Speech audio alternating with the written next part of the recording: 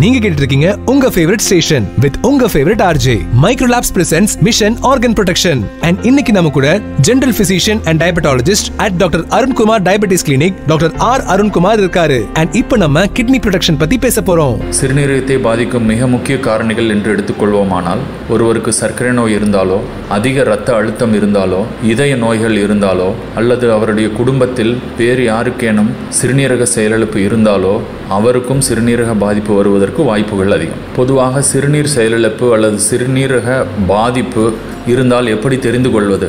சில அறிகுறிகள் மூலம் நோயாளிகள் தெரிந்து கொள்ளலாம்.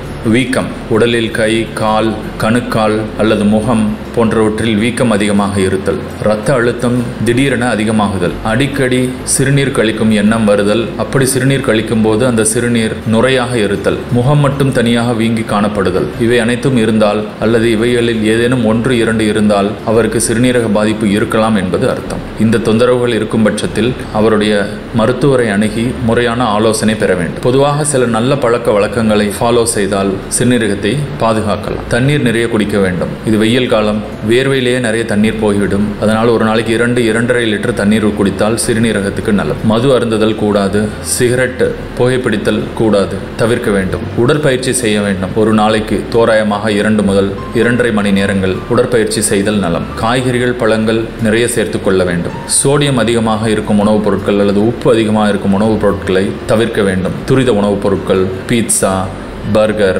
ஃப்ரைஸ், ஊறுகாய், கருவாடு முதலான பொருட்களில் அதிகமான அளவு உப்பு சேர்க்கப்படுகிறது சுவைக்காக. இத்தகைய உணவுகளை தவிர்க்க வேண்டும். அண்ட் உங்களுக்கு சர்க்கரை வியாதியோ பிளட் பிரஷர் அதிகமாகவோ இருந்தாலோ அவற்றை கட்டுக்குள் வைத்துக் கொள்ள வேண்டும். இரத்தத்தில் கொலஸ்ட்ரால் அளவையும் கட்டுக்குள் வைத்துக் கொள்ள வேண்டும். நன்றி. This information is provided in public interest by Microlabs Limited.